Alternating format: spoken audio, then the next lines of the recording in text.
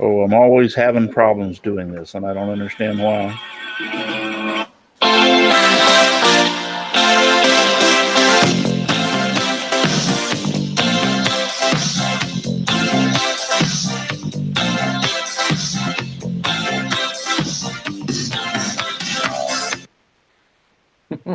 Good evening, and welcome to Let's Talk Shop with Russ.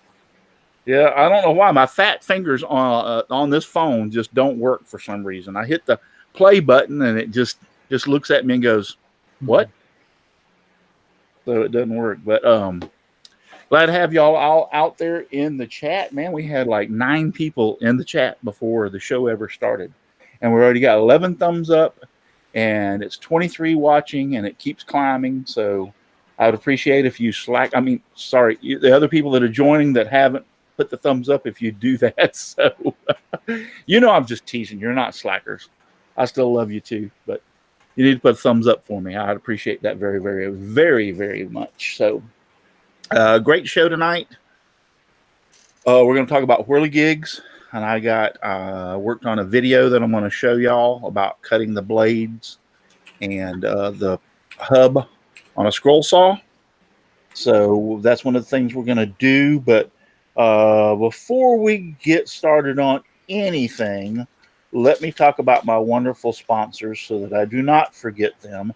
And they are Global Technologies for web design, development, hosting.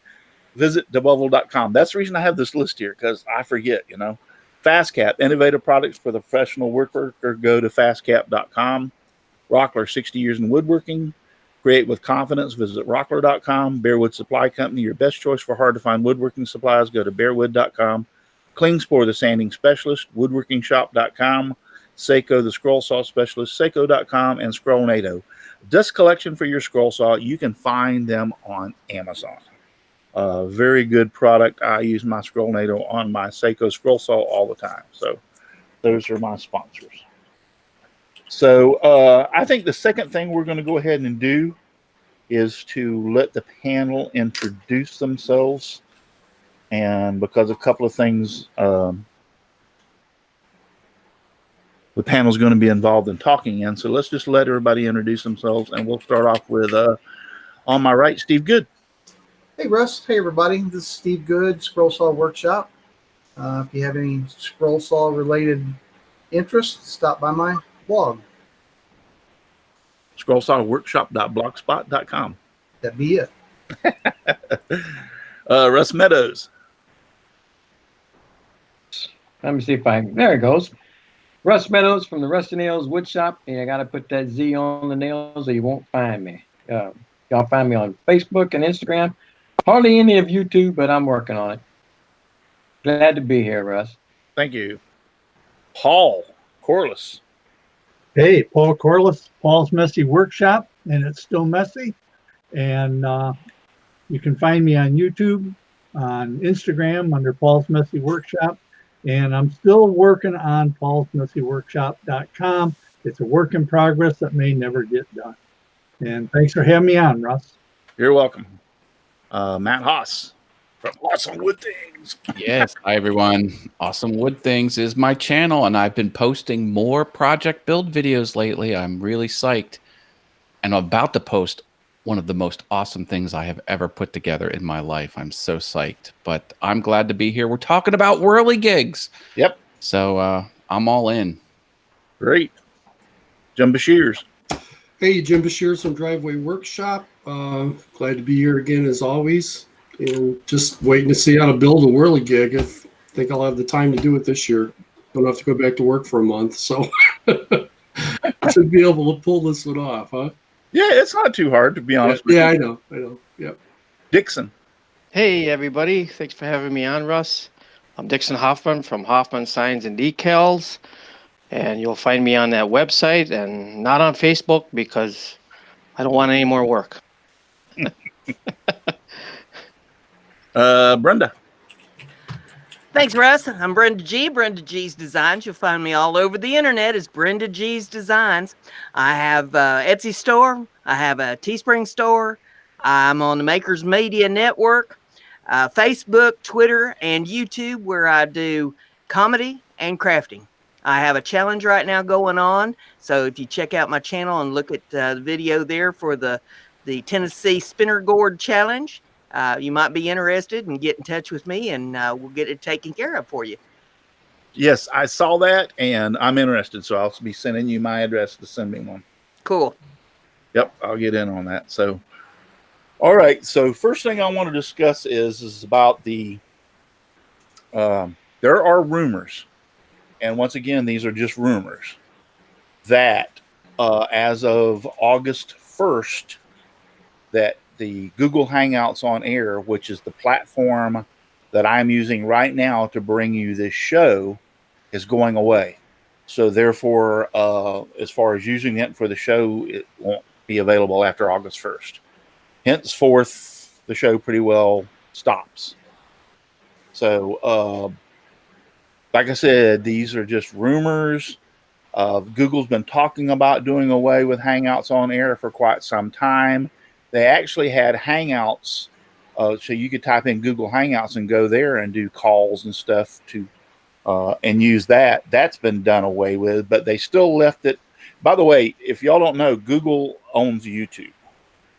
So therefore, they control the Hangouts On Air on YouTube. So if they do away with this, there's been talk about it. I don't know if it's true. I haven't heard anything. I haven't heard an actual release from Google other than the last thing I heard from officially from Google, that they were going to do away with it sometime in 2019. Is that not correct, Matt, from Google? That sounds right. Yeah. Very well. This product that you're on now, the Hangouts On Air, it's going bye-bye next month. According to JP Woodwork out in Jamie's out in the chat there, he says, "Don't worry, Russ. This Hangout isn't going. The other style of Hangouts is going." Whatever that means. Yeah, well, that's what I had heard too. So it might be a little premature that we're thinking this part of the platform is going away. It's just to make my point is the other day I put on. We tested for YouTube and Facebook. We tested a new software. It's actually not a software, it's a website. So that if something happens and it does go away, I'll still be able to do a show. It just won't be quite like the setup that we have now. So it'll still work. I only have 6 people, which includes me. So it'll be 5 5. I'll get that right. We did this the other night. They said I can't count worth a flip. It's 6 people. So if I have a guest, it'll only be 4 panel members. So what we will have to do is just swap out between the panel members. Each one will take a turn from week to week being on, because I don't want to lose any of my panel. But in the same aspect, I got to do what I got to do. So I'm hoping that this is information that is not going to come true. I'm hoping that this will continue to be available on YouTube, that they don't take it away from us. But if they do, things might change slightly. So it might not be the exact same way we do the show, but we'll still be able to do a show. I could do the show through OBS software, but it would only be me if I did it that way, which is open broadcast software system or whatever. So I could do it through that, but it'd only be me. This show would not be possible, and I'm going to be right up front, if it were not for my panel. These guys some of them have been with me for years, through thick and thin. I've been doing the show for 5 years now. And the chemistry between all of us is like a great friend. We are great friends, trust me. But the chemistry between all of us works great together.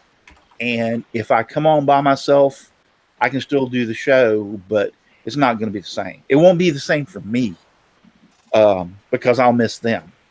Because we have just grown with such a bond together after all these years, that it's just like the show is not only about me, it's about them. It's a combination of everybody. So the software that I was trying the other day will somewhat compromise or will be compatible and make that kind of work.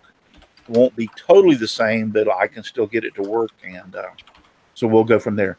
Just to let y'all know, just before it happens. So it might not happen. This all may be just a lot of baloney, and I'm hoping it is. So we'll just have to wait and see. The second, Really good news, Russ. Yeah, because I use the Google Hangouts for work. Now, it's not broadcast live on YouTube. It's just between coworkers. right? So that's going to go. But this thing we're using here on YouTube, which is streamed out to a channel's audience, that's going to stay. Yeah, well, I'm hoping so. I'm hoping Okay. so. Yeah, but that's what I'm saying. I'm Good to hoping know. so. So we'll find out. I just want to let everybody know just in case, because the last thing I want to do is not be prepared, and then boom, it's not working, and what do I do? So I'm already got prepared. I know a software that will work, and if it goes away, we can use that software, so to speak. So either way it goes, I got it covered. So Nice. next thing I want to do is talk about Whirligig Wars. I take that back. Let's talk about Whirligig Wars at the end when I start talking about building a Whirligig. Let's talk about the cruise. So Russ Meadows, hi Russ, and has been talking about, and Chris Ahern actually, they've both been talking about this for the last couple of years, and what they have been talking about is doing a cruise with some woodworkers and makers. And so Chris Ahern and they tried to get me onto a cruise, but I couldn't do it because I just went on a cruise with my son on his wedding, so I wasn't available. But so we've got together. Russ has done most of the footwork for this and put together a cruise. So Russ, go ahead and tell them about the cruise for woodworkers and makers. Okay, yeah. Chris and I went on a cruise last year together, and turned out it was a real good cruise. We had a good time, and I have been thinking about this for about 3 years now. And like I said, Russ said he couldn't make it on a couple of times for reasons that he may go into or not. But I thought it'd be a great idea to have woodworkers and makers, to like-minded people, to go out and just have fun. And talk about this and that, and get together and just have a good time in the islands, and make more friends, network, and all that kind of stuff. So I put together this cruise. I went to looking, and I looked around, and I found the one that I eventually settled on, and it's going to be an outstanding vacation. 8 days, and several of the islands out there, San Juan, and St. Kitts, and St. Martin, and Grand Turk is where we're going to be going. It's going to be a great time. Come one, come all. Yep. Friends and family of woodmakers and makers can come as well. Where can they? You want me to give out my email address, or do you want them to come to you about information? Doesn't really matter to me. I'm going to have it posted, I'm going to try to get it set up as an event in the groups that I'm associated with, as far as wood making and Scrollsawing and all the groups that I'm in. And I've already been talking to people. I've actually sent it out, the link that we had. I've sent that out as well to individuals as well that I know. And it doesn't matter to me how we do that part of it. What's your email address for them to send it to? They can send it to Rusty at GT, as in Golden Triangle, .rr.com. Okay, and that'll get me. Okay. Real quick, I'm gonna back to me and lock on me and do share. And this is. We should say the dates. Yeah, I'm fixing. That's okay. What I'm headed for. Okay, so hopefully give it a second or two to come up. We see it. Yep, Woodworkers and Makers Cruise, January 16th through the 24th of 2021. So St. Martin, St. Kitts, San Juan, and Grand Turks. Go ahead, Russ. Another good thing to mention is this did come up in one of the groups. There's absolutely no kickbacks for the organizer, for myself. I don't get anything out of it but fun and fellowship with like-minded people. That's all there is to it. Yeah, It's just for fun. Yeah, somebody had questioned if there was any, like, we were doing this for for any monetary, and that's not what it's all about. So for booking, you can call that number with the extension. Actually, when I called it, I didn't need the extension. So just to let y'all know that, and then that's the group number and the PIN you will need if you're interested in doing this with us. And I booked it online, but it turns out you need to call. Yes. I couldn't figure out how to do it online with the group. Yeah, you can't do it online with the group number. You actually physically have. You actually have to call the number. But, And another thing as well, my wife just reminded me of it. I think we're going to make a Facebook group, a private group, just for the cruise members. Okay. So that they can keep up with everything, and everybody knows what's going on. You know, guys, we all go to the Atlanta Woodworking Show, or we go here, go there, and it's always, you know, I understand that after the like Atlanta Woodworking Show, where they're all day looking at tools and talking to each other, then at night we usually go to dinner or something. But this is totally a social event for us woodworkers. Somebody asked me today, they said, hey, if you need a turner, I can do a demo on board. And I was like, I started laughing. No, there's going to be no tool demos. There's going to be no classes to go to. This is just a social event to meet other people that are woodworkers and makers that we all know. I've known Russ for years, and Chris, and most of this panel for quite a few years. So it's just a time for us to go away and socialize and be able to be together for a while. So that's all this is about. And it's good to mention all the food's included. So that's one of the nice things about cruises. Yes, all the food is included. You can eat until you can't. You gobble till you wobble. It's like you can eat until the stuff that you have to pay for is your drinks. Most all of the food is included. Not all. Well, not all. Yeah, there's a few things like steakhouse like and stuff like that. But you can get different drink packages. Like if you want Coke or Diet Coke or whatever, they have those drink packages. So you can buy those. My wife and I drink mostly water.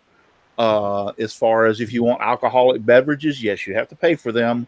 So they have drink packages that you can get for the alcoholic beverages. So just if you go online and look, that all that stuff is online. It's at Carnival Cruise, and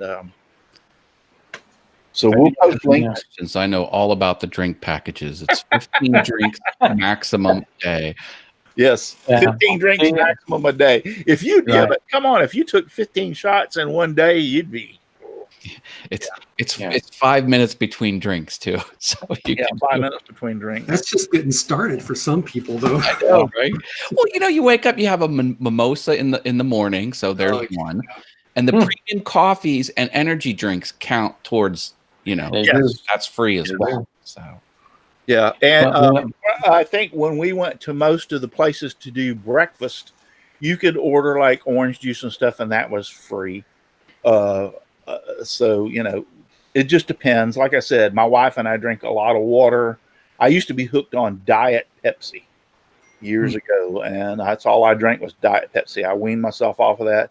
I have some coffee in the morning, and that's another thing that's nice that I did not know on the last cruise I went on.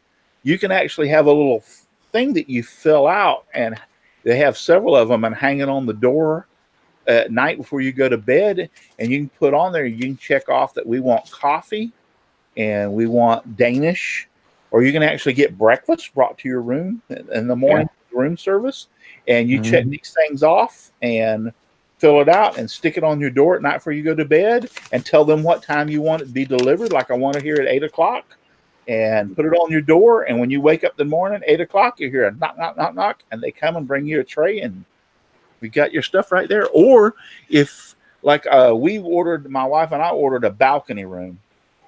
Now, we normally went on just a window room on the which was on the outside, which was nice. You could look out and see things and everything.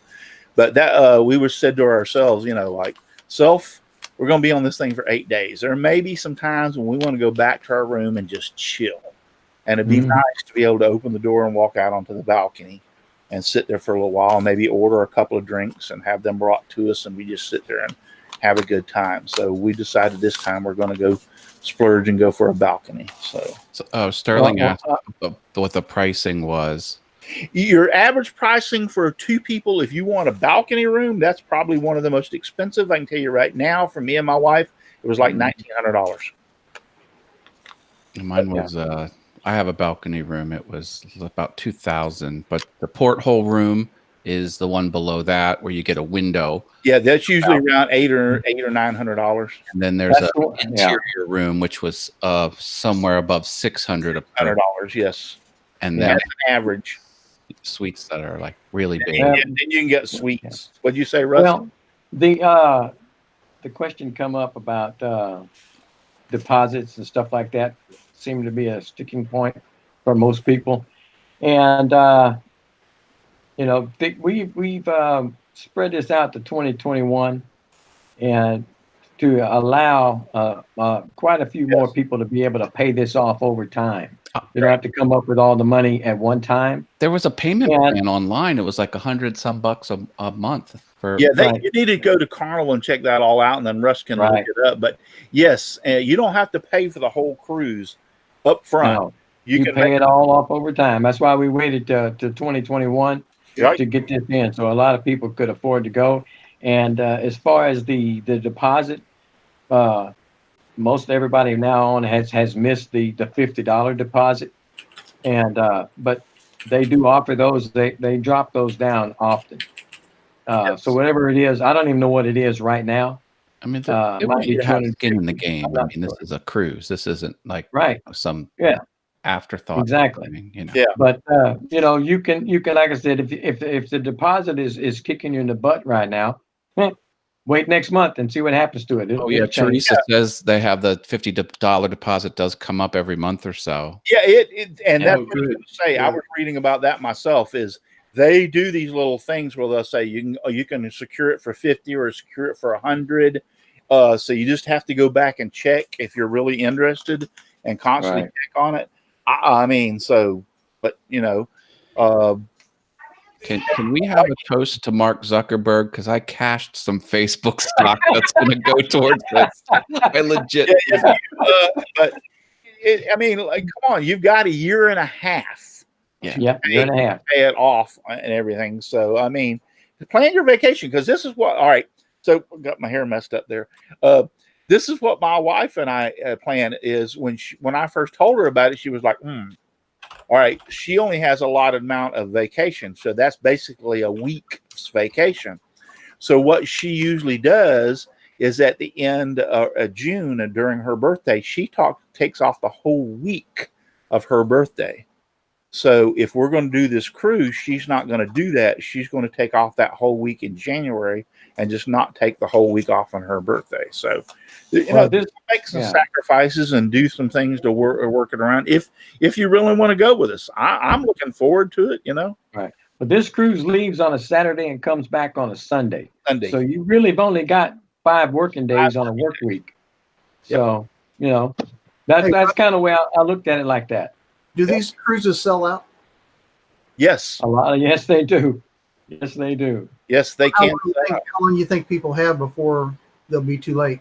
I would say I couldn't tell you that. Well, I had dealt with somebody else that was doing a lot of cruises, and they usually say from about 8 months out, you're getting really close to not being able to go on the cruise. Because most people like that thing of being able to do it early and make payments on it during the period of time. And also the reason I picked January was because it's the cheapest month. Yes. It's the cheapest month. January, February, March are the cheapest months. In the summertime, you don't want to go because it's way too expensive. To me, it is. Too expensive. It's too damn hot. When my son went, when my son just went, and it was hot as all get out when we were out. No, this should be good. Yeah. So it's going to be a great time. I also want to. go out on deck and have good time with maybe like a light jacket or whatever without too much of a problem. And you're not going to be out there sweating your butt off. I need to throw a challenge out there too. Anybody that goes, Matt and I are going to hang on the fence at Princess Juliana Airport in St. Martin and try to keep from getting blown off by the jets taking off. So they come low. And then I'm going to put Matt on my shoulders so he can reach up and touch the jets coming in. I want to grab the wheel. I want to spin the wheel. So anybody that wants in on that, you're more than welcome. You heard it here, folks. You're in here first. St. Martin is the most gorgeous place on the planet that I know of. Believe me, I'm not a world traveler. Yeah. It is a little slice of paradise. I've never been to any of those except for Grand Turk, and so I lived in San Juan as a kid because I'm a Navy brat, and I was a toddler when I left, so I don't really remember too much of it. And I threw that trip in because it said San Juan. I'm gonna get Nancy with that one. So I said, I got you, baby. I presume they rebuilt St. Martin because that got slammed with the hurricane. That sure did, yeah. Grand Turk did as well. All of those islands. They pump money into that to get it rebuilt quick because they're losing tons of money if it's not working. Exactly. Yeah, that's a tourist haven, so they're not going to let that be down for a long period of time. I can guarantee you, as fast as possibly, as humanly possible, fast or whatever, they'll get it back up. I'll put it to you this way: on the cruise that Chris and I went on last year, when we came back, my wife's friend was going on that same cruise, almost the same one. We hit the same places the week we just came back from, and she was saying that those beaches around there, the water around there, every one of them that she stopped at, it was absolutely gorgeous. Yeah, so, crystal clear. Take that with a grain of salt. Come on and see. Yep. Amazing. All right, so let me talk about. We have Sterling Davis out in the chat. Teresa Meadows. Hi, Teresa. Russ Meadows' wife, Kim McCrory, is out there. Old Cranky Woodshop, Chris Ahern, is out there in the chat. He's on vacation at a lake, so he's just watching us off of his phone or whatever and talking to us. Jeff Robinson is in here. Katie Dotson is not on the panel tonight. She's sick. She has a cold. She wasn't feeling good. Jimbo James Parker is out there. Michelle Marcoux is out there. Going back through to see who Dennis Goodson is out there in the chat. Thank you very, very much for being out there. It's good to see you again, Sterling, being out there in the chat, by the way.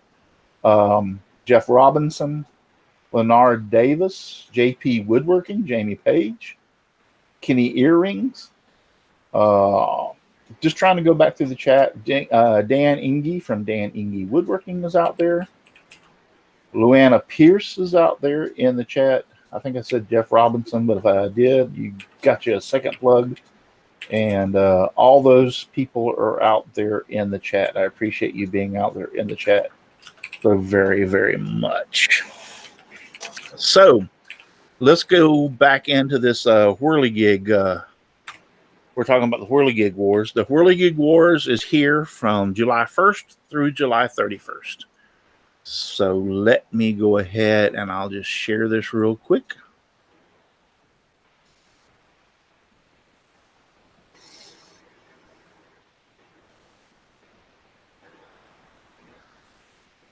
And I want to go over here and share on to,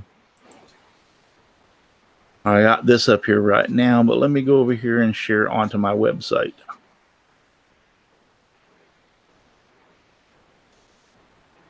If I can find my gotta have my damn glasses for everything. All right, if you want to know about Whirligig Wars, go to my website, go over to challenges. We're going to go through this real quick. Go down to Whirligig Wars, go down to the 2019 Whirligig Wars. And by the way, Steve, I have changed this to say 2019. I don't know how the heck I missed that and how the heck I said 2019 up here and 2018 down there, but I did. So if you click on this picture right here, you will go to my YouTube channel and see the YouTube video But basically, this is what you need right here is the rules and how to enter. 1 entry per YouTube channel, maximum of 2 entries per person. Only 1 prize will be awarded per person with multiple entries. Materials, the sky's the limit. You can make it out of anything you want. Wood, metal, aluminum, epoxy, I don't care. Must be built by you, not purchased. Make a 2-minute video of the Whirligig in motion. I really want to see an hour powered by the wind. At last resort, if there's no wind, you can use a fan. Upload your video to YouTube. Your video channel must contain Whirligig Wars 2019. You may include any other description you want. You must be subscribed to Simply Wooden Creations on YouTube and send me an email at contest@simplywoodencreations.com. So the subject line must be Whirligig Wars 2019. The body must be exactly as your video URL, your name, address, phone number, and any other information I may need to get a hold of you. You know, give me whatever you can give me because I'm not going to share this with anybody. How strict is the video length requirement? Well, it's not what I want is to do, and I noticed you and Paul didn't conform to my video requirements last year, but I still let y'all enter, by the way, Mr. Matt Haas. What I said was, I don't care how long your video is. I just want you, the first 2 minutes of the video, when I look at it, to be about the Whirligig and turning, and then you can go in how you build it. And the reason being is I don't have to watch the whole darn video to be able to see the video working, because that's what I want to see. And all the judges need to see just that video. Or that. I'm going to have to go back with my stopwatch because I thought I made it within the first 2 minutes. No, you did the whole video and it didn't show until the end. And so did Matt. Can we give you a link with the timestamp on it so it starts playing right? So judging will be for first, second, and third place only. So in other words, if I get, let's say I get 20 videos, that's 20 entries. Okay. So I'm out of the 20 videos, I'm going to pick first, second, and third place. Okay. And those people will have their choice of whatever prizes they want out of all the prizes that the sponsors are going to be donating. So after first, second, and third, let's say I have, I'll just make it easy. So let's say I have 10 prizes. So that means 7 of the prizes, because first, second, and third have chose their prizes, 7 of the prizes are up for grabs. We're going to do that as just a random drawing for those 7 prizes. So if you enter, regardless of whether you win first, second, or third, and first, second, and third does not have a chance to go into the random drawing, they got their prizes. So 7 of those prizes will be given out to the rest of the people who enter. So that means 17 people out of the 20 have a chance to win 7 of those, those 7 prizes. So that way everybody gets a chance to win. Right now we have Fast Cap coming on board, and they're giving away, I believe we're going to get 3 of these high bots and 3 of the Pro Carpenter's tape that'll be put into a package. I'm giving away the Art and Craft of Woodworking Construction, a paperback book. It's got, I think, 80 patterns or astronomical amount of patterns in it. Steve Good from Scrollsaw Workshop.blogspot.com is giving away a $100 Visa gift card. And Steve Garrison is giving away a ebook of his Scrollsaw shells. And I have more emails have been sent out to sponsors, and I assure you we'll have more than the 4 of these prizes. We usually have, like last year, I think we had, here, let's go look. Last year we had,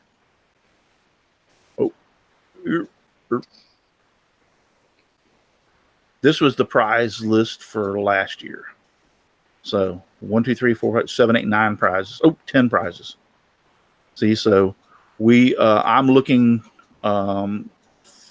forward to having that many prizes again this year, if not more. So Hey, Russ, let me point something out. yes. For people who may be concerned about doing the video, if you have a smartphone, Android or iPhone, if you download the YouTube app, at the top corner of the app, there's a little button that looks like a camera. If you click on that, it will do your video for you and upload it to your account. You have to create your YouTube account, but that's all you need. You don't need anything more than that. I have an iPhone, so I can do that same thing. Yes, that's all you need. And all I need is 2 minutes. So you create your account, you go, like he said, and click that, video it running in front of a fan if you need to, or out in the wind for 2 minutes until it upload it, and boom, you're in. It's just that simple. That's all you need is a phone. So I'm glad you brought that up. That's kind of cool. And as far as the account, I think you can just use your Google login credentials as your YouTube account. If you have a Gmail account, you can use that to log into YouTube because they're owned by Google, and you can get your YouTube account going without any problem. And if you don't have a Gmail account, you might as well set one up anyway because you can use it as your spam account or whatever. Yeah. So, I have 7 email accounts total, so it's ridiculous. Well, I have 3 for Simply Wooden Creations, so they're right there's 3, and then I have 4 personal ones. I use all of them. I use Gmail, Yahoo, Hotmail, you name it, I got them. So Hotmail seems to be my dump account. If I don't want anybody to mess with anybody, I send them over to Hotmail. So that's what I usually do. So, but that's how you enter. It's really fun. So, all right. So I wanted to show y'all a lot of people. I mean, the Scrollsaw is probably the premier saw in your shop to make a whirligig. You can make 100% of the whirligig. Well, the wood part of whirligigs. If you're going to use rods or stuff, naturally you'll have to cut it with something else. But all the wooden parts on a whirligig can be made on the Scrollsaw, including the blade and the hubs. Okay, so I know a lot of people use their table saw to make the hub as far as the slots in the hub, but your Scrollsaw will do it just as good, as the table saw. So what I want to do right now is go ahead and go over and let me, first I'll open this up. So I'll be prepared and share this little video that I made and to show you how I made the blade and the hubs on the Scrollsaw. So we're off to see the wizard, the wonderful Wizard of Oz. Wouldn't you know, it wouldn't pull that back up. It automatically dumps it down. So, all right. Let me know when y'all can see this on the panel. It's good. It's good. All right. Got it. All right. So here we go. These are the blades, a pattern I made, and I'm stack cutting these. If you'll notice all the little black dots and all the little white areas, those are actually pin nails. I like to pin nail things together.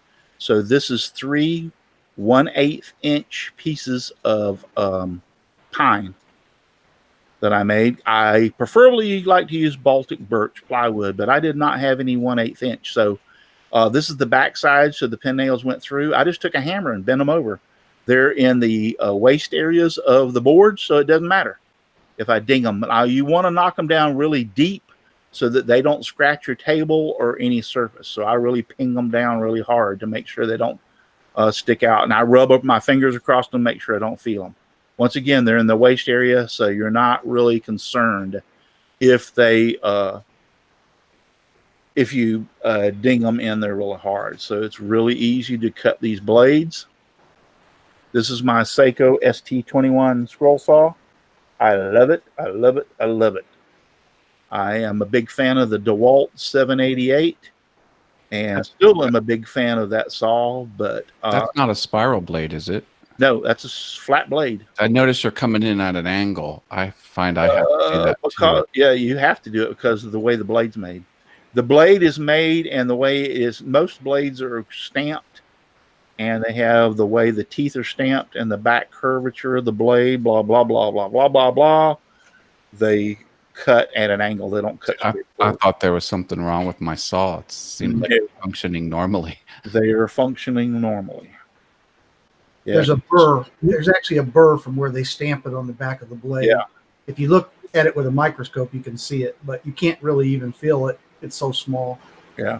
Some people take a file or a like a sharpening stone and rub the back end of the blade to rub that burr off to help cut down on that. I've gotten so used to doing it that it doesn't bother me. Yeah. And the 3 blade. This is a number 3 Pegasus that I'm using. So look how straight that is. You probably don't even have to sand that straight. Usually I don't, but I stack cut them, so there's 3 of them right there. What kind of blade is that, Russ? Aussie. I said a number 3 ultra reverse Pegasus. Ultra reverse Pegasus. There you go, Aussie. It's a 3. I didn't have any Baltic birch, and I got to order some more because I thought I had some. When I went and looked in my stack, I was like, crap, I don't have any. So I love that 1/8 inch Baltic birch. Where can I get a lot of that? You can get Baltic birch at Sloan's Wood Shop. 1/8 thick? Yes, 2 foot by 1 foot pieces from Sloan's. And I want to tell you, I have been ordering Baltic birch plywood from them for years. Their prices are reasonable. Their shipping is reasonable. And I have yet, in the last 7-8 years, I don't know how long I've been ordering it, but yet has got a bad piece of Baltic birch from them. And they're good people. Yeah, their customer service is really good. Yeah, they're a husband-wife operation. And they're phenomenal to deal with. And there's just, like I said, the prices are reasonable. They're not anything over anybody else. Their shipping is reasonable. If you order on a Monday, I can guarantee you by Thursday, you're going to have your Baltic birch plywood. The only thing is you have to call them. You can't order online. Have to call. And don't tell them that Russ sent you because they add extra to it. Yeah, I've heard that. You can go to their website, sloansworkshop.com, and see all they have to offer. And then see there's the next 3 that I cut. And you can get the product number from off of their website. And then you can call them with the product number and tell them how many sheets. Now, this is just a piece of 3/4 inch pine. I'm not going elaborate here. Just once again, it's because that's what I had. And this is my own little pattern that I made up for 5 blades. And if you'll notice in the center, I already made took a nail and made a center hole, which it wasn't quite center after I made the nail hole, but in the center. So if I took the pattern off, I wouldn't lose the hole. So basically, I just cut the circle out first out of a square piece of wood.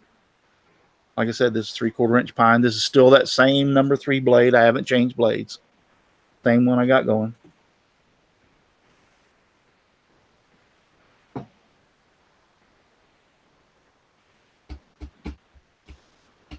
This is really very simple. It's not hard at all. The hardest part about making this cut is this thing that's fixing to come up when I cut the slots. But if you can do it on a DeWalt 788, because I used to do it because I made them on the 788, but the Seiko just makes it so much easier to do it. All right, so there we have the round. So what I'm going to do is I'm going to take my gauge off. I'm going to turn it on, and I'm going to center it onto the table. Then I'm going to put it back on. And wow, I showed it, but I'm going to tilt. Yeah, it's on 0 at this point. And I'm going to tilt it to 21 degrees. That seems to everything that I have been told by the experts that make these things and the books I've read and other places, 21 degrees seems to be like the optimum degree for making the blade slots. I could not, for the sake of my life, get it to 21.0, so I left it at 21.1. You're a rebel. Yeah, I'm like, I couldn't. I did it 3 or 4 times. I said, the hell with this. I ain't doing it no more. This is the knob you turn underneath the Seiko to adjust the tilt for the head. And what's so great about the Seiko scroll saw is the head actually tilts, not the table. So it makes it so much easier to do what I'm fixing to do. But you can do it with a tilting table. You can do it with, I've done it on my DeWalt 788 for years. Yep. So yes, you can do it on a DeWalt or any tilted table saw, for instance. You can just bend your DeWalt over 21 degrees the whole time. Yeah. If you mount your DeWalt on a table that tilts, then you can just do that. Kidding. So I usually cut the sides first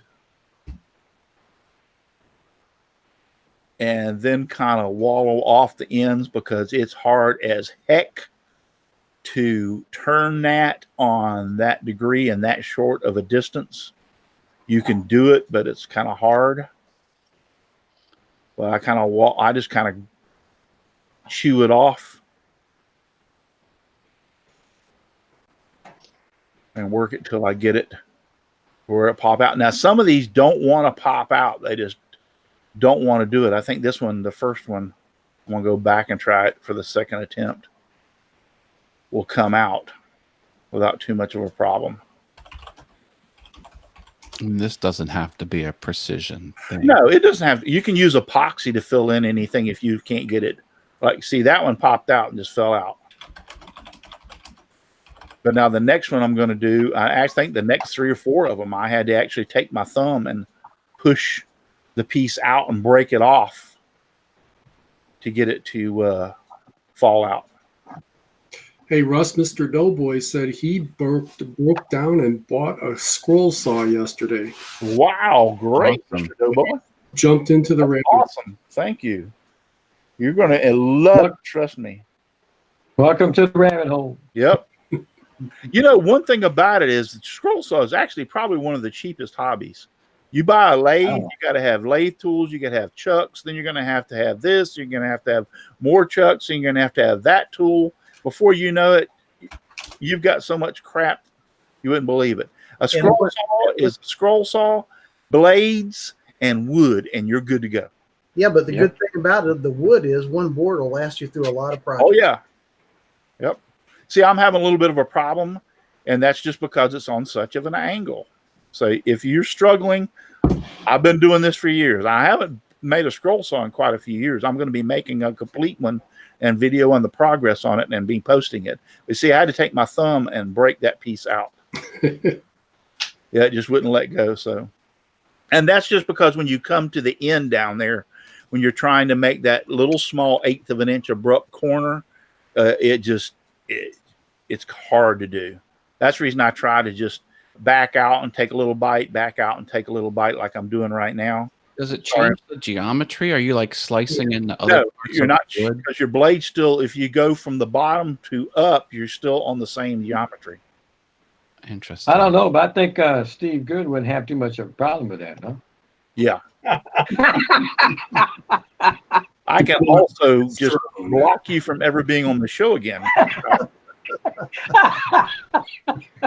I've started working on some easy patterns for Russ. We'll get him going. Yeah. So, that one, did you notice? Whoa, wait a second.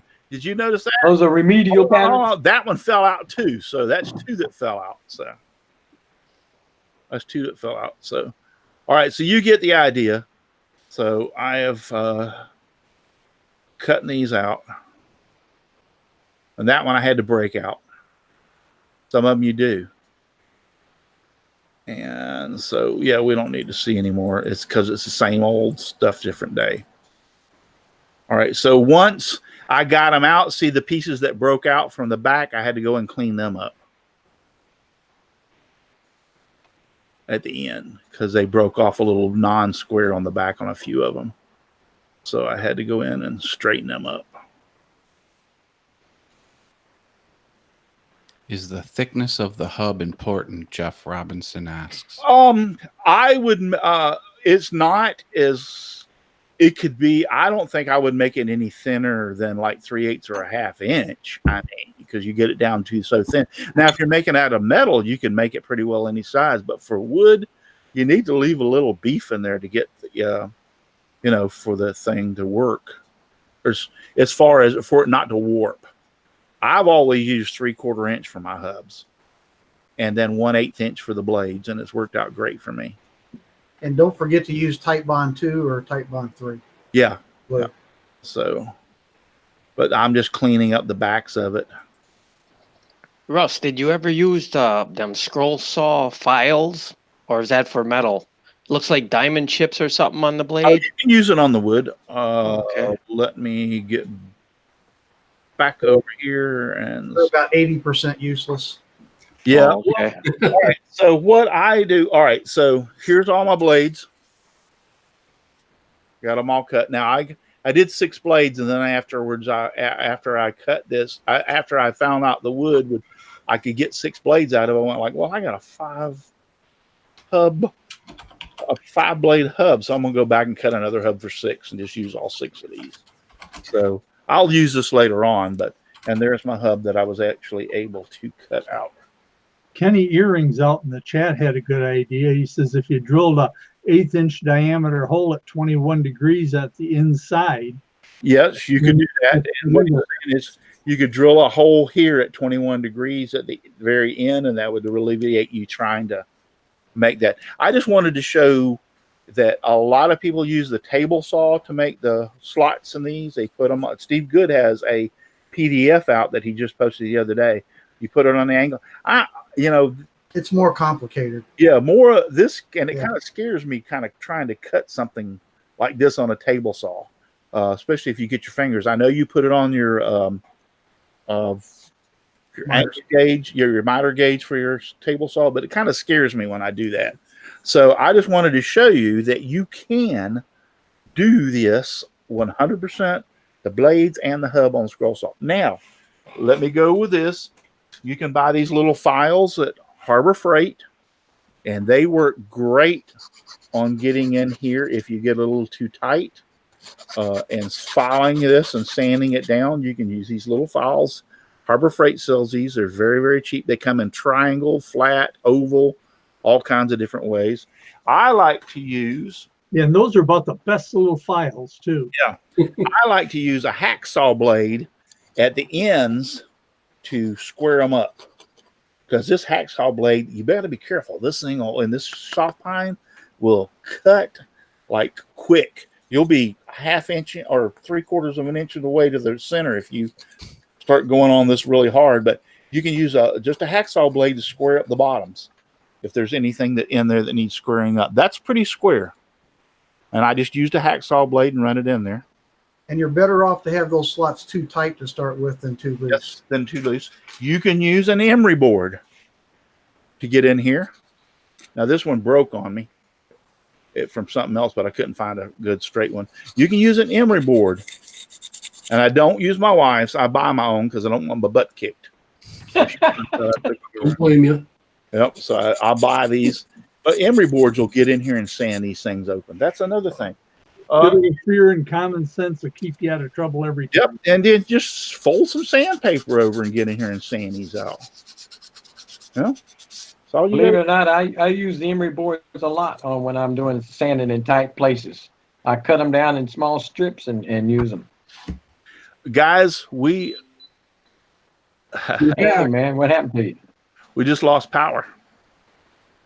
Came on and it came back on quick enough. Well, no, 2 things. I'm on a laptop which has batteries, and then the router and all the main stuff inside the house is on battery backups, so that it gives me time enough to get to my main computer and shut it down before there's any damage. So, and it also gives the internet enough time to. So if it's only a quick on, I don't have to wait forever for that damn router to reboot. So we got saved, but we got storms in the area because the power just went out. You witnessed that one. And I marked the center of this little thing just with a nail or a center punch or anything, just so I can take the pattern off, and I still have a mark there where the center is, so I can drill this out. So I have made them on my other Whirligig. It was a very small on a few of them. I was making them really small when I was starting some of my Whirligig adventures, and I decided, like, wow, why not make them so small? I would recommend, if you're going to make them on Scrollsaw 3 or 4 inches in diameter for the hub, It gives you a solid piece to grab a hold of and work on the scroll saw so you don't have any problems. And it really doesn't hurt. 3 or 4 inches is great, especially if you're going to make some nice sized blades. So just to show you, yeah, these I got a little bit carried away today and was sanding and got them a little bit loose. I totally admit what I did, but just to show you the blades will fit. And I'll point out again, if you don't want to make the hub, you can buy them at the Winfield collection. Yes, you can buy them. I got these, like I said, I was sanding like heck. And another thing you can do is you can just sand put this in or hold it up to the side of it and make a mark and just sand the end of your blade rather than sanding the hub. Now, you could do that too. If it gets a little loose, you can use some epoxy or some Gorilla Glue that expands or something. Because I did get some of these a little bit loose. That one seems like that's a nice fit there.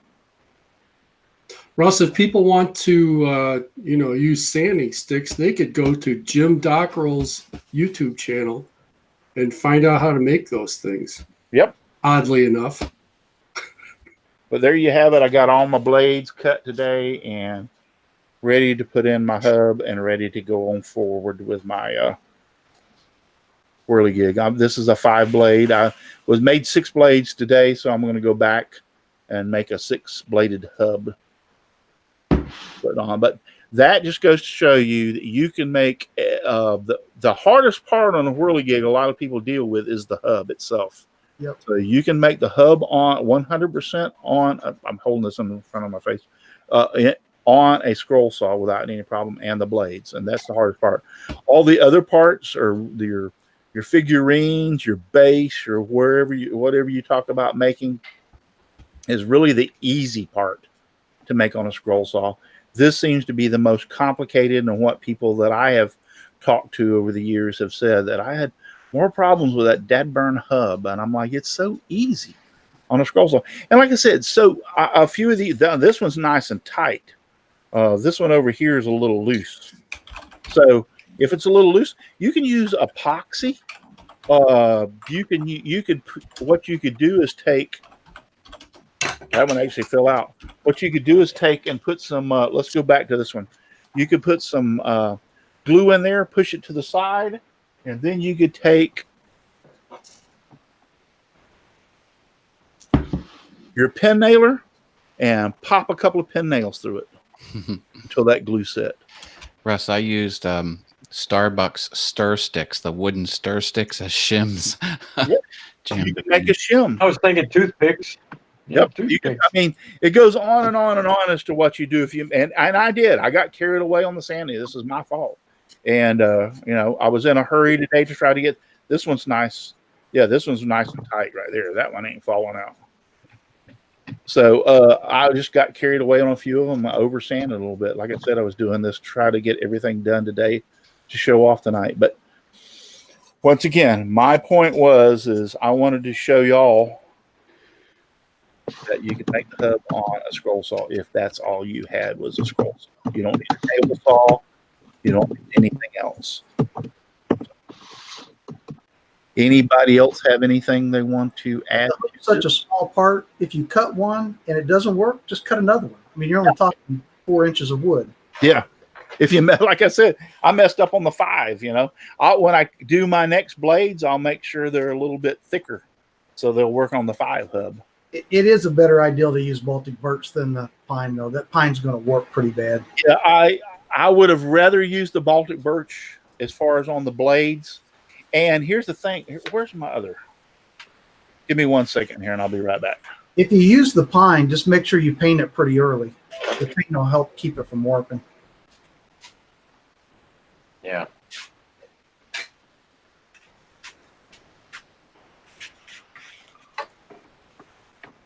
I thought I'd set this over here today before I started this, but obviously I didn't. But yeah, now these are made out of Baltic birch plywood, and a lot of people say, "See how I made the hub square on this?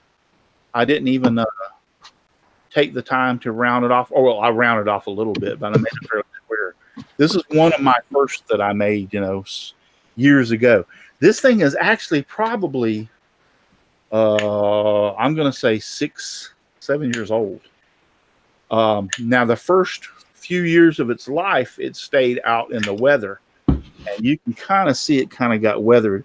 And then the last 2 or 3 years, when I started the Whirligig Wars, I brought it in so I could show people, because this was like one of my first. It was very simple. It's a man fishing, and the fish goes up and down. The mistakes I somewhat made is on this one was it needed more blades. It really takes a lot of wind to move this. So if you're going to do one, I would suggest a minimum of 5 blades. You can go 6 or 7 or 8 blades. It seems to be the more blades that you use, even if the pattern says you don't only need like 5 blades, you can still add more. But it seems that the more blades you use, the wind gets to it better and makes it move more. And when you mount it outside, make sure that the Whirligig is on a pole where it can tilt, because you want it to face the wind. Yes. It'll do that automatically if it tilts. Yeah, I got a little hole in the bottom of this one. Yeah. And what I do on this one is I took my post had a nail, a big 3-inch 16 common nail, and I just cut the head off of it, and I took a file and rounded it over, and I just set this on top. I'll put some oil in here, and I just set it on top. How big of a tail do you guys see that you need on those things? Well, You've got the little tree thing going there. Yeah, this came as the pattern, and back in the day when I started making these, I wasn't really aware this is way too small. And I don't know why in the world the pattern was this small. This should be a lot bigger to help this thing turn into the wind. So if I had to do this all over again, I would probably not use the pattern the way it is and bring this out square, and then maybe cut a slot in the end, and then add a piece of Baltic birch plywood here, make a much bigger tail on the end to help it turn into the wind better. Like maybe 5 inches. Hey, Jim, there's a tail on the one I made. Yeah, look at the size of the one he's got. Now that's a tail. Yeah. That's a How many blades do you have on that one, Paul? 6. 6. Now hold that up. See, now Paul chose kind of go to the the hub end. See, Paul's is not a circle. His is more of an octagon. It's a hexagon. A hexagon. Okay. Well, I don't know the difference between the agons. Is a gon that they have more than one side. And I made my blades out of Luan plywood. Plywood. And then I put about 3 coats of paint on it. Yep. And, There you go. And his hub out of 3/4 inch plywood. Yep. If you look on the video for my announcement, I've got your video. Did you notice that, Paul? Yep, I did. I had his because his did such a good job in the wind of turning. And I still love the fact the way that guy moves. That's funny as crap. He's like, I'm straining so hard and I can't lift it. Help me, please. So I love that one. So I'd move like that too if I had a screw stuck up my butt. yeah. So and the way I designed this one also is this is a threaded rod with nuts on it, so I can take this off and actually change this out and put more blades on it. I haven't done it, but I could change it out and put bigger and more blades on it. And then like I said, the other thing I would have made a bigger tail, 5 or 6 inches or whatever on this. But and then as far as for the rod, I showed that it's a steel rod, and I used a cheap Harbor Freight threading to thread it. Tap and dice it. Yeah, tap and dice it. Thank you. Well, it just poof, just went out into infinity. I couldn't think of it. Tap and dice it after I bent it, put the nuts and stuff on it. So, but there you have it. You can make your complete Whirligig without any problem on the Scrollsaw. So I just wanted to be able to show that tonight and tell everybody about it. So, back to the Baltic birch. Yes. One of the things about using Baltic birch for the blades is it stays nice and flat, And as long as you seal it and paint it really good with a few, like a few coats of paint, it'll stay nice and flat. It will stay out in the weather. Like I said, I think this was out there for 2 or 3 years in the weather. Now, one of the things I did know is on mine, I used, after I painted it, after I get it all set and done, I come back with some Krylon clear acrylic. Yep. And I sprayed the crap out of this thing. Not to the point it ran, but I put 3 or 4 coats on it. And actually, I had a little problems with this when I did that because it wanted to stick. But if you'll coat everything with that Krylon acrylic, I have a set of ducks I made, the mother duck and 2 or 3 babies. And I painted them with some really good white paint. But I sprayed it with that acrylic on it.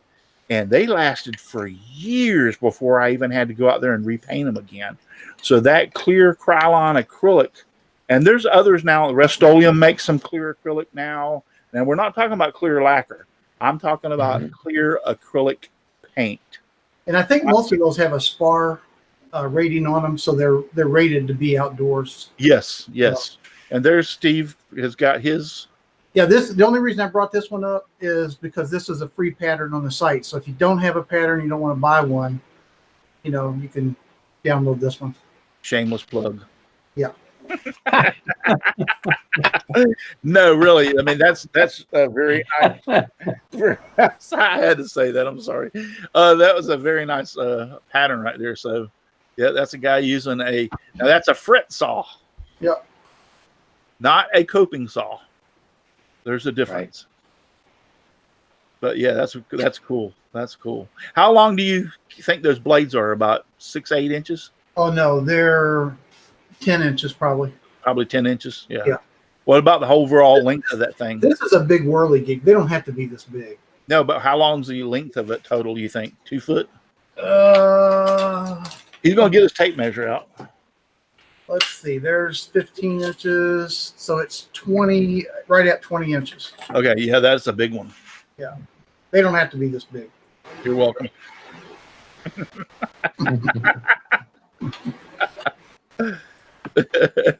All right, so that's it on the Whirligigs. Next week on the Wednesday show, if everything works out all right, we're going to continue on making a Whirligig. And so I hope to have this video. I'm taking that little video I did right now and uploading it onto YouTube. I'm going to put it on my website so people can see how to make the blade nubs on my website and on there. So, do we have any? Thank you all. Mr. Doughboy's been out there. 356. Kim McCroy still out there. Susan Lohr. Dennis Goodson. Chris Nealon, Jeff Dockrell, all the Sterling Davis is still here. Yes, latex paint. Yeah, you want to use water-based paint. I would recommend water-based paint. They have water-based paint now that and Sterling Davis said latex paint. Yeah, they make a water-based paint for these now, and like I said, they last for years and years and years. And I just happened to, I don't remember, I saw something somewhere about the clear acrylic to help protect things that were outdoors. I saw a video or something, an advertisement. I was like, yeah, that sounds like a pretty good idea. That's just an extra layer. And so I bought that can and sprayed, like I said, those ducks, another thing in this Whirligig, and I could tell a difference between normal paint, because I'd made some other things that I didn't spray just a little before that, and those seem to last a lot longer with that clear acrylic. Yeah, it'll hold its color longer. Yeah, Krylon makes it. Now I noticed that Rust-Oleum has it out, and there's several other brands on the market. I was using an exclusive Krylon because it was the only one that I could find at the time 3 or 4 years ago. Whenever I started this little endeavor, it was the only one I've had, but I noticed that Rust-Oleum's come out of it. And once again, we're not talking about lacquer. We're talking about a clear acrylic. And Walmart has it about 2/3 the price of everybody else. Yep. Walmart's the cheapest, without a shadow of a doubt. And also, since Walmart's yanked a lot of stuff out, but the Rust-Oleum came out with a clear lacquer now. And Rust-Oleum clear lacquer at Walmart is only about $3 a can, if I'm not mistaken, which is 10 times cheaper than anybody else. Yep. And I know people like using that Deft and a few others. They say, oh, this is so much greater than everything else. I know there's some difference in the consistency or the product whenever they make it, the additives or whatever, because they can't do it for obvious reasons, duplicate somebody else's product. But lacquer is lacquer pretty much. I have not found a difference. And for an outdoor project, most of the time you want to put on real light coats, but for an outdoor project, it doesn't really matter. Spray that sucker down, give it a good coat. If it runs a little bit, it's not going to hurt anything. Not going to hurt anything. Dennis Goodson is asking in the chat, if it's water-based paint, does it have to also be finished with spar varnish to hold up outdoors? No. What we're talking about is the clear acrylic is a water base also. You could put spar on it. Now he's talking about a spar varnish. Spar varnish will probably make yellow it, won't it? Yes, most of the spar, if you use like a spar varnish in a can, I've used it before, and it has a yellow discoloration. If you spray it over like a white paint, it'll actually turn the paint white or yellow. It'll have a light yellow tint. So I wouldn't use spar varnish. We're talking about acrylic. I don't know what the formula is in this clear acrylic, but it's called clear acrylic. I think they also have a triple thick version of that as well in a can. They do, but don't use that. Don't. Yeah. I've used it on some things, but not on wood. Well, the first can I ever bought, I started spraying with it, and the can locked up and wouldn't shut off. It just kept on spraying, right? Just keep moving your hand. I did. And so I took it outside and I left it outside. I just stuck it up over there on a bench outside and just let it spray away, right? So that sucker just kept on. Finally, it went so long that the acrylic started clogging up, but even though there was still some stuff in there, right?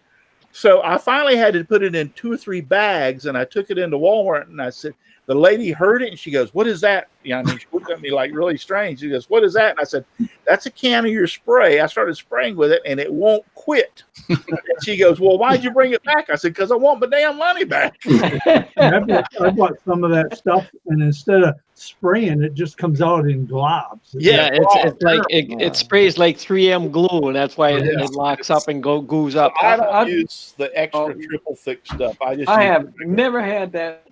Really? I had that problem at all. Never. The Krylon seems to be the best. The Krylon, they changed their formula about 4 years ago with their UV formula, and that clear coat is awesome. I think it gets hard real fast, and it stays clear. Mr. Duboy 356 says, "I hire midgets to do my tight sanding." Too funny. Oh, there you go. Yeah. Kenny Earwings. My wife says, "You're a wise man." I guess it was to my something I said before. Ken McCrory said, "I did it on the Scrollsaw." Mr. Doughboy also mentioned that Steve's Whirligig reminds him of when he's carving his coins. Oh yes, how he does coins. Yeah. He does his with a fret saw. Most coin cutters do. Yes. Pros. What's the difference between a coping saw and a fret saw? The depth of cut. The U that goes out is deeper on a fret saw. It can be up to 60 inches. Yeah. On a coping saw, it's only like about 6 inches. And I've got a reader down in South America who can cut with a fret saw probably 90% the speed of what I can cut with a motorized saw. Wow. It's fast. That's crazy because I would call it a dumb saw if you got a scroll saw. But if he can do that, that's pretty good. He's fast. Yeah. So those are Jim Dockrell still out there. Ken McCrory, I appreciate you. Sterling Davis. Jeff Robinson. Kenny Earring said the wise man in reference was not using your wife's memory board. Yeah. We're using a wife's emery boards. Okay, yes. Luana Pierce is still out there. Thank you very much for watching, Luana. Yeah, clear acrylic spray. It's like I said, I used the regular Krylon for a long time.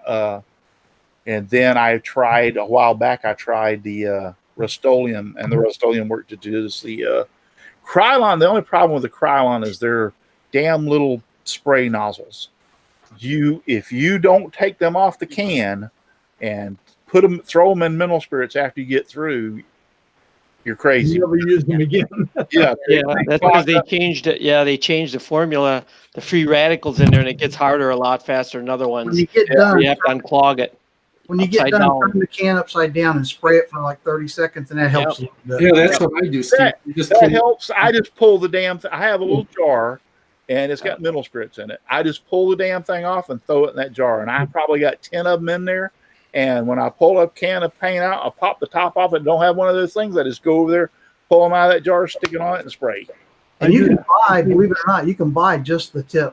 Yes, you can. You can get them in different spray patterns and stuff Yep, too. you can get them in different spray patterns. But I that's, do- I just do the take mine same off. thing- I do the same thing with the tips from my spray adhesive. I pop it off and I just throw it in a thing of mineral spirit. If you just throw them over there in the middle spirits, they're fine when you want to get ready to use them. And then, like I said, you pull the top off.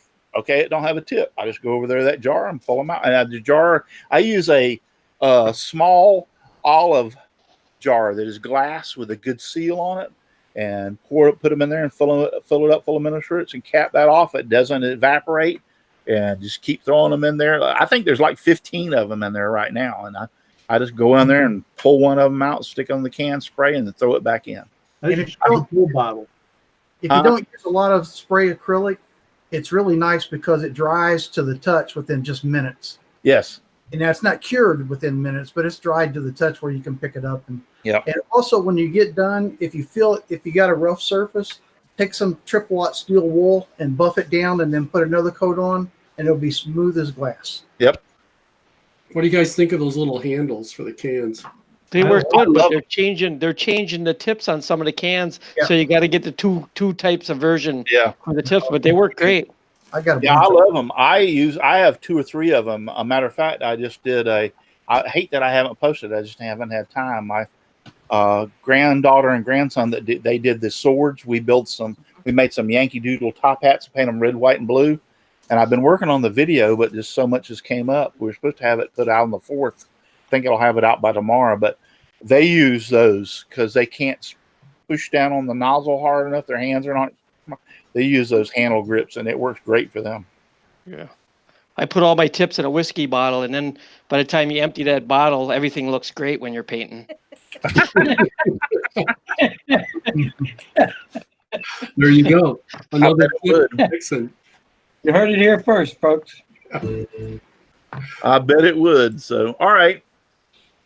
I think we're about through for the night. I appreciate everybody. We've had as many as 52 people watching. There's 42 people watching right now.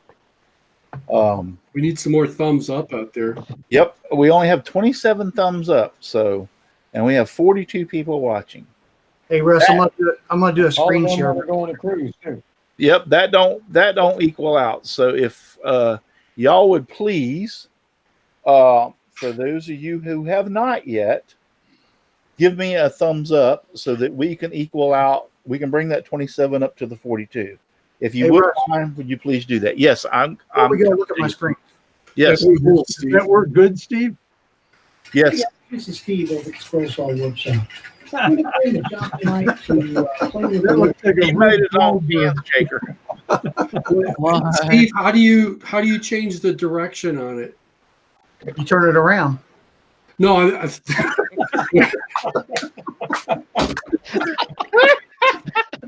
I don't think that's what he means. you have a cam on the other side. Oh, shit. I'm sorry. There you go. There you go. Okay, there we go. You know, I did one of those years ago. I made mine when it went in the drill. It just did a circle. Yeah. Yeah, I took an old drill that was like wearing out, so it wouldn't go real fast, but it was very old speed. And I took a cable tie and put onto it. And you're still screen sharing, by the way, Steve. And I put a cable tie on it so it turned real slow. And then I think mine's out there in the shop. I could probably pick it up. And then I took a wooden dowel and put into the flat piece. And then I put a rubber band. So I'd stick the can and put a rubber band around it. It was already chucked up in the drill. And I just plugged the drill in. And it would turn the can 360 degrees just real slow for a while. And that ball would fall. You could hear it clink, clink, clink every time it'd move around. Did my screen share go away? Yep, Yeah. it finally went away. You know what a lot of people do is they'll take a Sawzall and they actually just rubber band it to the end of the blade. Yeah. I never thought about that. That's a good idea. Yeah. One thing I forgot to tell you though, if you use a whiskey bottle for your paint can tips, you got to watch out. Sometimes they get plugged up with an olive. Yeah, did y'all hear about Jim Beam? Jim Beam, yeah. Yeah, 45,000 Yeah. barrels of whiskey. That's about 10 miles from my house. Was it? Uh-oh, what happened? It Pardon caught me. on fire. Aging fire. facility caught on fire where They they said it was God. 1% of the bourbon they had in storage. Yeah. Oh, I hope they have good insurance. And they said Well, that here's the there's thing. a problem in the Kentucky River with it killing fish now. Yes, because of the Oh, fact my they God. actually, once the fire department realized, all right, I was a firefighter. All right, you get there, you see that you have this fire. Well, now alcohol mixes with water very, very, very well. It's a polar solvent. It'll mix with water or it'll mix with oil. So you start putting water on the fire to prevent the fire from spreading or doing any more harm. And guess what? It's actually mixing with the alcohol. So where's the alcohol going? Well, most of those plants are designed, or they're supposed to be designed with retention ponds to keep that water on their property. But when you start flowing thousands upon thousands of gallons of water and it's mixing with thousands upon thousands of gallons of alcohol, those retention ponds have a tendency to fill up real quick and they will overflow. Well, the Jim Beam factory sits right on the river or close to the river. Not to mention the fact Easy. that buildings are 100 years old. Yes. So Kindling. they actually made a statement. I was listening to the interview or whatever that they're going to stop because they couldn't afford to put any more water on it because it would mix with the alcohol and go into the river. Yep. So, and the building, and you can write the bill. When you get there after a few minutes, you're going to say, all right, we're not going to save this building. It's impossible to save. And it is. Got there, it was done. Yeah. It was So done. now you just start protecting the other buildings. You flow water on them to keep them from catching on fire and let that. We had a factory, I can't remember the name, but we had a alcohol producing factory in Auburndale, Florida catch on fire back in the 80s. Or No early sprinkler system or nothing in that Oh, those buildings? place that burned down? No. Wow. Well, they're too old. Yeah. And they get grandfathered in. Yeah. So if they didn't get built with it, they don't have to have it. Now, anything else, any additions or whatever, they'll have to have it. But those old built, hell no, they don't have those. They didn't make sprinklers back then. And these buildings look like tobacco barns. I mean, Yeah. But anyway, so when the first unit arrived at this alcohol plant, the fire that I went to, it had some big, like 30, 40, 50,000 gallon tanks. And one of them, they were doing some kind of work on it or whatever, but it set one of the tanks on fire. Well, the lid blew off of the tank. Yeah. Went several hundred yards and landed in the parking lot and crushed about 3 or 4 cars because the lid has these 2 big electric motors, or one big electric motor with a thing in it that stirs the tank. Agitator. Yep. Yeah, the agitator. So it blew and crushed about 3 or 4 cars. That was the first thing. It scared the cold out of everybody. Well, when that tank blew, it let loose. So now you have a river of alcohol running into the plant, which contains all the other barrels. Yeah. Yeah. So it set fire to all the barrels because a river of fire alcohol. So then that tank got to going. They couldn't put it out, which set the other tank on fire. And guess what? Boom! That one went off and went over in another direction, landed on a building and hurt it and damaged it. So, yeah, there's pretty much. Did you have a bunch of little rednecks chasing it down with with glass to hold the alcohol? Yeah, you can pretty much write those fires off. There's no alcohol burns so hot too. Yeah, you just can't do anything. Liberty Woodworking out in the chat says Whiskey River is going to be a new flavor now. Yeah. Yeah. The sad thing about it is, like, I don't know who said it, but it was flowing out into the river, and it's gonna hurt that river. It's gonna kill a lot of fish and wildlife and stuff. Well, I heard that the catfish is wearing wife beaters now, and they do anyway down in Tennessee and Kentucky.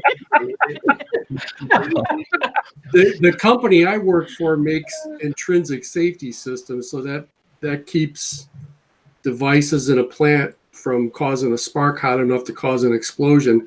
And every time one of these old plants goes away, they'll go in behind it and make all the controls and the switches and all the stuff out in the field, up to modern standards, and stuff like this won't happen again. Yeah. Yeah. And you got all that stuff. Well, you got to realize that Jim Beam has been making whiskey in some of those buildings that are old, that if they came in and told them that they were going to have to do that, Jim Beam would just like and said, "We're not going to do it. We'll just shut the plant down." And the revenue that the state and the city or the local people would get from that, they just look at them and said, "Okay, we'll let you buy on this. You don't have to put that in." Well, now that stuff most of their stuff's explosion proof, so they put electrical wires and all the conduit and all that stuff like that. I installed a lot explosion proof. Yeah, that's old buildings. Like I said, they don't have to bring them up to code. They're grandfathered in. It's explosion resistant. There's nothing explosion proof. Yeah, trust me, there isn't. One of their biggest financial losses was the barrels. Those barrels. Yeah, wooden oak barrels. Yeah, that's with the white oak, right? Yeah, some of these barrels are decades old. Yep. I think all those pen blanks we're missing out on now. They're seasoned. Very good seasoned. Jack Daniels doesn't reuse their barrels. Jack Daniels uses them once, and then they send them to England, and cheaper whiskey's made with the same barrels.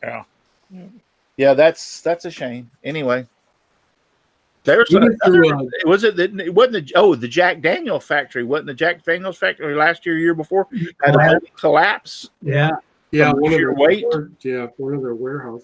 We went to this Jim Beam factory a few years ago for a tour, and it was pretty interesting to go through it. But boy, I'll tell you, as soon as you walk into that barrel room, man, it's like whang. You just get with that smell, and it's incredible. All right, I got a bunch of slackers out there, and I'm just going to call it what it is. We only got 27 thumbs up. Come on, guys. 35. Oh, you got 35. Well, mine says okay. I'm sorry. I'll shut my mouth. Well, mine still, but I guess it hasn't rejuvenated up. So thank you very much. I appreciate it. If you hit that thumbs up again, it takes it away. Yeah. And you can change it from a thumbs up to a thumbs down. Yeah, don't do that. Don't do that. No, I can only see it here. Let me refresh my page. That's what I need to do. It'll take it forever to refresh since the chat's out there. Trust me. Oh, yes. Now I see it. 35. Well, it was 30. And it's actually, there's 36 watching. 37. See, I had 42 watching. So, see, I had to refresh the page. Yeah, now people are hitting the thumb, or taking away my thumbs. I'm down to 34. I see that. You got 2 thumbs down now, too. You got to hurry up and shut it down before they put it Yeah, I was showing 42 people still watching, but it's only 36. So. And you can tell them that if they gave you a thumbs down, they can click on it and change it to a thumbs up. Yes. Right. Yeah. Don't just give me a thumbs down. Come on, people, please. Like, give me a thumbs up. Now, I had 37. Where's the other 2 people at? Is it on the panel? Are y'all doing this to me? There you That's go. your wife. That's your wife. She's watching in the other room. And she saw that emery board. Yeah. She ran in a bathroom to It's see it. not yours, sweetheart. I bought my own. I swear I have the package over there. I can show you. So I bought my own. They took the thumbs down away. You're good. Good. Yes, thank you. All right.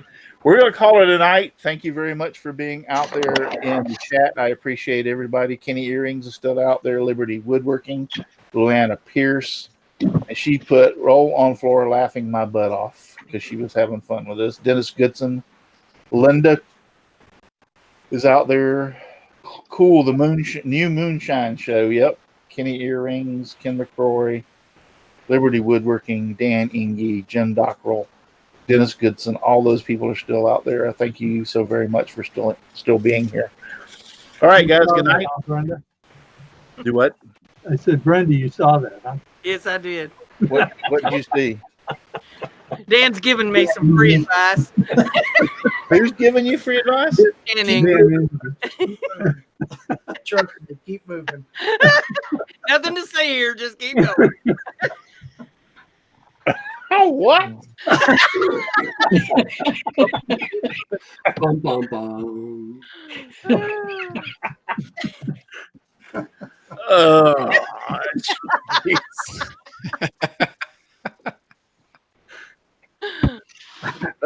Okay.